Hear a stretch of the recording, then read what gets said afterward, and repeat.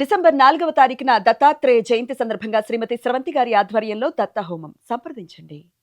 నమస్తే, welcome to Suman TV. నేను పద్మిని. ప్రస్తుతంతో పాటు ప్రముఖ ఆధ్యాత్మికవేత్త, సూర్య ఉపాసకులు, sun spiritual society founder Vikramaditya garu మనతో పాటు ఉన్నారు. మాట్లాడదాం. సార్ నమస్తే. సార్ సూర్యోస్మితల్లి సార్, ఐబొమ్మ కి సంబంధించినటువంటి ఓనర్ ని ఎటకేలకు అరెస్ట్ చేయడం జరిగింది. సార్, ఒక ఆధ్యాత్మికవేత్త మీరు ఐబొమ్మకి సంబంధించిన ఈ అరెస్ట్ కి సంబంధించి ఏం మాట్లాడుతున్నాను, ఏం అడగబోతున్నాను అంటే, దీంట్లో ఇంకొక కోణం ఉంది ఖచ్చితంగా.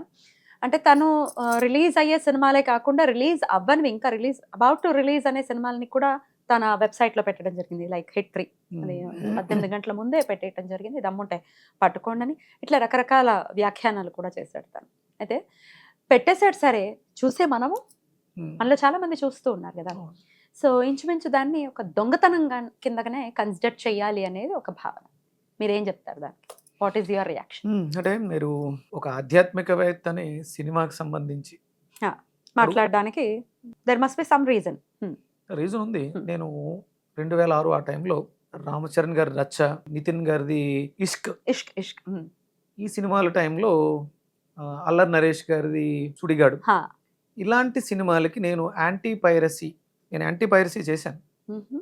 అంటే అప్పుడు జరుగుతున్న పైరసీలకు సంబంధించి కొన్ని టెక్నికల్ తెలిసిన వ్యక్తి నా దగ్గర ఉన్నప్పుడు మేము వాటిని ఆపడానికి ప్రయత్నం చేసాం. రచ్చ చేశాను నేను.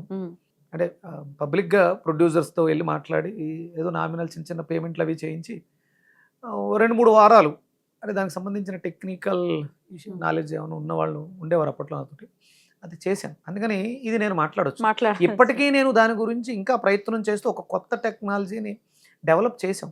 అంటే క్యామ్తో రికార్డ్ చేసేవి రికార్డ్ అవ్వకుండా, మీరు కెమెరా పెట్టి థియేటర్లో షూట్ చేద్దాం అనుకుంటే అది రాదు, మీకు కెమెరా క్యాప్చర్ అవ్వదు. మీరు సెల్ ఫోన్లో చిన్నది షార్ట్ తీద్దామన్నా రాకుండా ఒక డిజైన్ చేశాను, ఆలోచించు ఉన్నాను. ఎందుకంటే నేను సినిమా ఇండస్ట్రీ నుంచి వచ్చాను కాబట్టి. ఇది నిజంగా చాలా దౌర్భాగ్యం.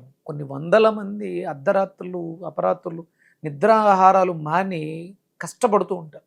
అది సులువుగా దొంగిలించేసి, అంటే పూర్వం ఏదో థియేటర్లో వేసిన తర్వాత షూట్ చేసి తక్కువ కెమెరా క్వాలిటీలతో రిలీజ్ చేసేవారు. అదొక ఎత్తు అయితే ఇది మరీ దారుణంగా హ్యాక్ చేసేసి క్యూబులు ఫీడింగ్ వీళ్ళు చేసే ఎక్కడైతే అదంతా అప్పుడు అంతా టెక్నాలజీ అంతా సిస్టమ్ ఇది. పూర్వం నెగిటివ్ ఉండేది. నెగిటివ్ ఉన్నప్పుడు నీకు ఈ హై టెక్నాలజీతో దొంగతనాలు జరగవు.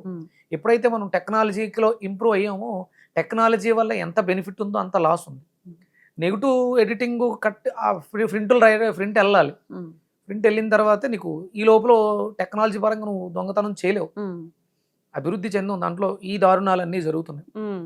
ఇలాంటి అది చాలా హేయమైన పని అమ్మా. దీనికి మనకి అష్టాంగ యోగం అని, అంటే ఎవరైనా జీవితంలో అభ్యున్నతి సాధించాలంటే ఆధ్యాత్మిక చింతన కావచ్చు, అభివృద్ధి కావచ్చు, అష్టాంగ యోగము అన్నట్టు ఉంటుంది. నియమాలు 5 నియమాలు 5. ఇవి ఇందులో యమాల్లో దీన్ని స్థేయము అంటారు. స్థేయం అంటే దొంగిలించటం, దొంగతనం చేయటం. ఇది చేయకూడదు. యమ నియమాల్లో ఏం అస్థేయాన్ని పాటించాలి. అంటే దొంగలించకూడదు. దేన్ని ఒక భౌతికమైనటువంటి నీవు ఎదురుగున్నటువంటి ఒక పెన్ను లేకపోతే నీకు సంబంధించిన ఇంకొక దాన్ని నీకు తెలియకుండా తీసుకుని వెళ్ళిపోవటం, అది పొరపాటున తీసుకెళ్ళినా తస్కరించడమే స్థేయమే. దానివల్ల ఏమవుతుందంటే, స్థేయం వల్ల కళ్ళు పోతాయి, ఎంతో కాలం దాగదమ్మా. తప్పది. దొంగతనం చేస్తూ మీరు ఎవరు ఆపుతారో ఆపుకోండి అని ఛాలెంజ్ చేయటం తప్పు. ఓకే, వాళ్ళని అంటే ఇప్పుడు ఈ స్థేయానికి సపోర్ట్ చూసేవాళ్లే లేరమ్మా. స్థేయం చేసేవాడు ఎక్కడి నుంచి వస్తాడు? దొంగతనం చేసేవాడు ఎక్కడ వస్తాడు? మనం అంటూ అసలు మనం ఎంకరేజ్ చేయకూడదు. ఐబొమ్మ అనే సైట్ని మనం డౌన్లోడ్ చేసుకుని దాంట్లో చూస్తున్నాం.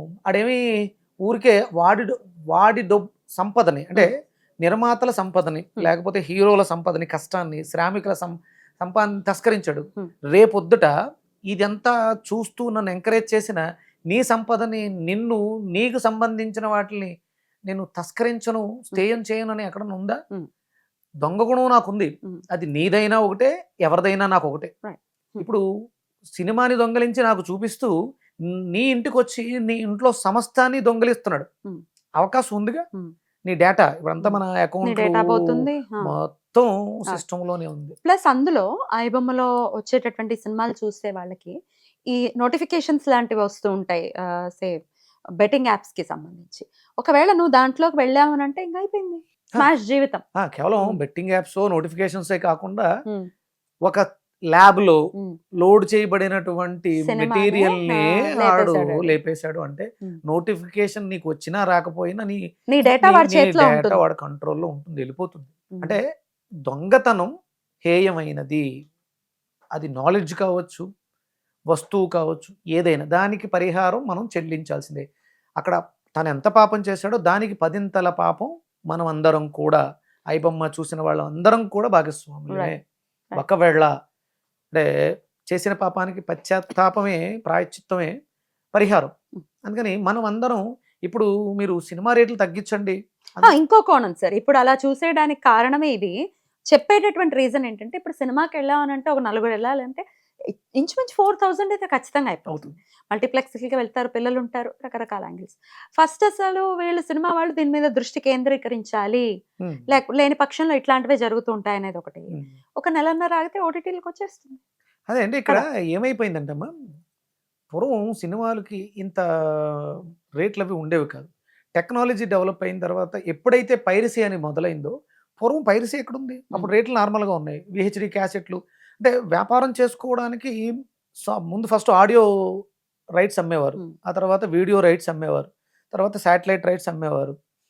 ఇలా ఇది జరిగింది. కొంత రిలీజ్ వచ్చే ఆదాయం కన్నా వీళ్ళకి బ్రేక్ ముందే ఈవెన్ కొంత అయిపోయేవాళ్ళు ఫస్ట్ ప్రొడ్యూసర్స్, వీళ్ళు ఆడియో కంపెనీ నుంచి కొంత పట్టుకొచ్చి ఇచ్చేవారు ఫస్ట్ అడ్వాన్స్లు. అడ్వాన్స్లు ఇచ్చేవారు. ఇప్పుడు అవి లేవు.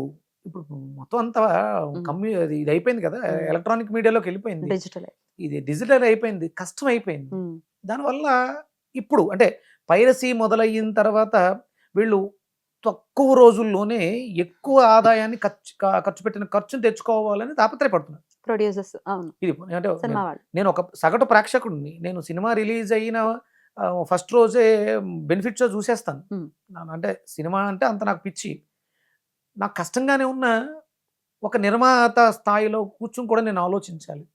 పైరసీ వచ్చిన తర్వాతే దాన్ని మనం ఎలా కాపాడుకోవాలి, లేకపోతే మనం పెట్టిన ఖర్చుని ఎలా వెనక్కి తెచ్చుకోవాలి అని ఆలోచిస్తున్నారేమో, అలా కూడా ఆలోచించవచ్చు కదా. Right. పైరసీని మనం ఎంకరేజ్ చేయకూడదు. అప్పుడు మన డిమాండ్కి వీళ్ళు మనం కరెక్ట్గా డిమాండ్ చేసి సినిమా రిలీజ్ అయింది, మా టికెట్లు రేట్లు ఎక్కువ ఉన్నాయి, కొనకపోతే చూడకపోతే Right. మనం కొనలేదు, చూడలేదు, టికెట్ చూడలేదు, ఏ నిర్మాత సినిమాని రిలీజ్ చేయగలడు? తగ్గి వస్తారు. ఆహా కావచ్చు, ఏదోటి కావచ్చు. అందరికీ ఇప్పుడు ఇంకా 24 గంటలు యాప్స్ ఇంట్లోనే ఉంటున్నాయి కాబట్టి ఏదోటి చూస్తున్నాం. ప్రైమ్ వీడియోస్లోనే ఎక్కడో చూస్తున్నాం. ఇది వరకు సినిమా కోసం శనివారం ఆదివారం దూరదర్శన్లో సినిమా వస్తుందంటే ఎదురు చూసేవాడు, సినిమాని ముక్కల్లా వేసేవాడు, వెయిట్ చేసేవాడు. ఇప్పుడు అసలు అది లేదు. లేదు. అంటే అదే పరిస్థితి నిర్మాతకి ఉంది, ప్రేక్షకుడికి ఉంది. అందుకని ప్రేక్షకులు పట్టుబడితే, ప్రేక్షకులు నిలబడితే నిర్మాతలు దిగొస్తారు, రేట్లు తగ్గిస్తారు. అంటే వాళ్ళు నష్టపోతున్నారు. మధ్యలో వచ్చినటువంటి పైరసీ, ఎప్పుడైతే క్యాంప్స్ వచ్చినాయి, రికార్డు వచ్చినాయి, విహెచ్డి క్యాసెట్స్ ఫస్ట్ పైరసీ అనేది, తర్వాత సిడీస్ చాలా ఈజీ అయిపోయింది. అక్కడ నుంచి రేట్లు పెరగడం మొదలైనయేమో, అంతకుముందు ఇంత రేట్లు లేవు. అది కూడా మనం ఆలోచించాలి. మనం అందరం కట్టుగా నిలబడితే. సో దొంగతనం చేసింది రవి మాత్రమే కాదు, చూసిన సగటు ప్రేక్షకుడు ఎవడైతే ఉన్నాడో, ఈ బొమ్మలో చూసిన వాళ్ళు కూడా దొంగలే. అందరూ వాళ్ళు శిక్షార్హులే. అందరూ స్థేయం చేసిన వాళ్ళే. స్థేయం చేసిన దానికి చక్షువులు పోతాయి. అంటే అస్థేయాన్ని పాటిస్తే, అష్టాంగ యోగంలో అస్థేయానికి ఏం చెప్పారంటే, ఒక మనిషిని ఇలా చూస్తూ ఉంటే, నువ్వు మోసగాడివా మంచివాడివా, నువ్వు నన్ను మోసం చేయడానికి వచ్చావా నాకు మేలు చేయడానికి వచ్చావా తెలుస్తుంది. మనం స్థేయాన్ని ఎంకరేజ్ చేస్తున్నాం కాబట్టి మనం మోసపోతాం. ఎవరి ద్వారా? అదే ఐబొమ్మ, అదే సినిమాలు దొబ్బేసినవాడు మన ఇంట్లో ఏది దొబ్బేయడు, మన అకౌంట్ లేదు. వాడు కాకపోవచ్చు, ఇంకొకరు ఎవరైనా కావచ్చు. ఇది తప్పు. కంటెంట్ కావచ్చు, కథలు కావచ్చు. కొంతమంది కంప్లైంట్లు చేస్తుంటారు, పలానా డైరెక్టర్కి నిర్మాతకు కథ చెప్పాము, మా కథను దొంగిలించారు. ఆ స్థేయానికి వాళ్ళు శిక్ష అనుభవిస్తారు, కళ్ళు పోతాయి. అంటే ఇది చెయ్యకపోతే కళ్ళు బాగుంటాయి, మంచిని చూడగలుగుతాం, మంచినే చూడగలుగుతాం, మంచి 10ంతలు చూడగలుగుతాం. రైట్. మొత్తానికి శిక్ష అయితే పడింది. ఈసారి ఇప్పటి నుంచి అయినా ఇది డిస్కస్ చేయడానికి గల కారణం ఏమిటంటే, డెఫినెట్ గా ఇప్పటి నుంచి అయినా ఒకవేళ అట్లాంటివి మళ్ళీ రాకుండా అయితే ఇంకా చాలా ఉన్నాయి, వస్తూనే తమిళ టారెంట్ అలాంటివి ఉన్నాయి కదా, వాటి జోలికి వెళ్లకుండా ఉండటం అనేది సూచించేటటువంటి. మనం అడుక్కు తినేవాళ్ళం కాదు, అంటే ఫ్రీగా వస్తే పెనాయిల్ తాగేవాళ్ళం కాదు. అవునా? అవును అంటే మీరు దాన్ని ఎంకరేజ్ చేయొచ్చు కదమ్మా. ముష్టెత్తుకున్నా బతకాలి, అడిగి తీసుకోవాలి, అంతేగాని ఇలా దొంగతనం చేయాలి. ఆడెవడో దొంగతనం చేసి మాకు పంచి పెడుతున్నాడు, ఉన్నవాడిని కొట్టాడు లేని వాడికి పంచుతున్నాడు అంటే ఆడు చేతకానుడు. ధైర్యం భలే అసలు భలే ఉంటుంది తెలుసా ఈ బొమ్మలో, ఎంత క్లారిటీ ఉంటుంది తెలుసా అంటూ. హ్యాట్స్ రావ్ అయ్యరా, మంచిదే కరెక్టే అని, అది ఎంతైనా సరే స్థేయమే, దానికి పరిహారం చెల్లించాల్సిందే, మూల్యం చెల్లించాల్సి. Right sir, thank you so very much, నమస్తే. సూర్యోస్మిత.